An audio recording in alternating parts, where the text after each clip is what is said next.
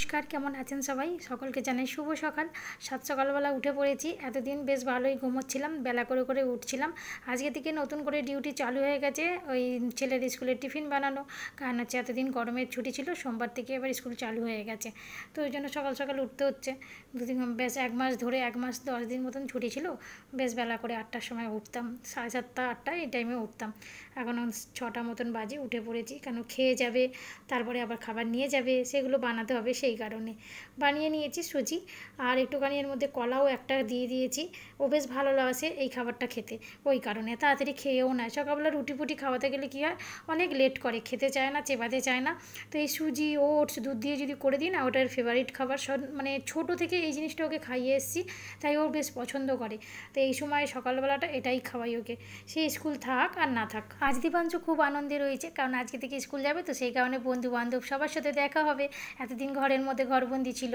বিকেলবেলা মাঠে খেলতে অবশ্য নিয়ে যেতাম, তো কদিন ধরে ওই বৃষ্টি ওয়েদার বলে আজকে আর মানে কদিন ধরে নিয়ে যাওয়া হয়নি। তো আজকে আবার স্কুল খুলেছে বলে স্কুলে যাচ্ছি, আবার যাওয়া বন্ধ হয়ে যাবে। আর স্কুলে তো অনেক বন্ধু বান্ধব আছে, সবার সাথে দেখা করবে, তাই একটু ভালো লাগছে।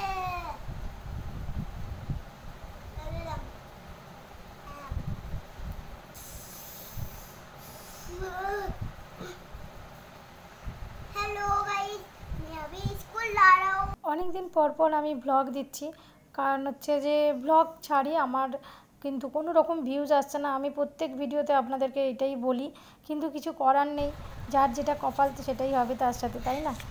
তো সেই কারণে আমি ব্লগ খুব কমই দিচ্ছি। মন চায় না, মাঝে মাঝে মনটা চায় দূর ব্লগ দিয়ে কী করব, যদি কারোর সাপোর্টই না পাই। মাঝে মাঝে ভাবি না দিই, একদিন না একদিন হবে। তো আমার হয়তো কিছু কমই আছে, আমার কিছু মানে ফল্ট আছে, সেই কারণে হয়তো আমি এরকমভাবে চ্যানেলটাকে এগিয়ে নিয়ে যেতে পারছি না। তো প্লিজ আপনাদের কাছে রিকোয়েস্ট একটাই করব, যে আমার সাথে থেকে সাপোর্ট করুন আর কমেন্ট করে আমাকে জানান আমার ফল্টগুলো, তাহলে আমি শোধরানোর চেষ্টা করব। তো যাই হোক, স্কুলে দিয়ে চলে এসেছি ছেলেকে। তো এবার আমি রান্না করব যেহেতু, আর আমি শর্টই ব্লগ দিচ্ছি আপনাদের সাথে। যদি আপনারা চান আমার ভিডিও দেখতে, আমাকে অবশ্যই কমেন্ট করে বলবেন, তাহলে আমি চেষ্টা করব আবার আগের মতন বড় ব্লগ দেওয়ার। আগে অনেক বড় ব্লগ দিয়েছি, আর সত্যি কথা বলতে আমি একদম এডিট করার টাইম পাচ্ছি না, কারণ ঘরের নানান কাজ। আগে যেহেতু আমার বাড়িতে কাজের একটা লোক রাখা ছিল, যে ঘর দোর পুছে দেওয়া করা, এখন ছাড়িয়ে দিয়েছি, কারণ ঘরের কাজ আমি নিজেই করে নিচ্ছি।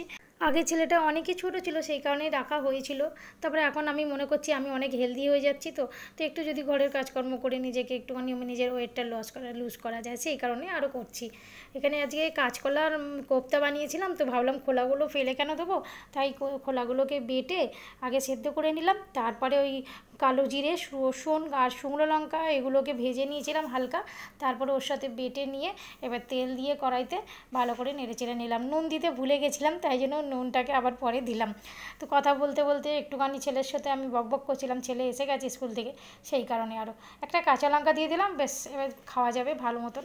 তো হয়ে গেছে রান্নাবান্না। এদিকে আমি গাছগুলো শুকিয়ে গেছে, এখানে দুটো মানি প্ল্যান্ট গাছ বসিয়েছি। আমাদের বাড়িতে একদম মানি প্ল্যান্ট গাছ হতে চায় না, জানেন তো। এই দুটো বসিয়েছি, এটা একটু একটু করে জল চেঞ্জ করে করে প্রতিদিনই ওই দিতে থাকি জল। আজকের মতন ভিডিওটা তাহলে এখানেই শেষ করছি, দেখা হবে পরের ভিডিওতে। সবাই ভালো থাকবেন, সুস্থ থাকবেন, সাবধানে থাকবেন। আর সবার কাছে রিকোয়েস্ট করবো, আমার ভিডিও যদি আপনাদের একটুও ভালো লেগে থাকে আমাকে কমেন্ট করে জানাবেন, লাইক করবেন, আর আমার চ্যানেলটিকে সাপোর্ট করুন, সাবস্ক্রাইব করে দিন চ্যানেলটিকে। টাটা।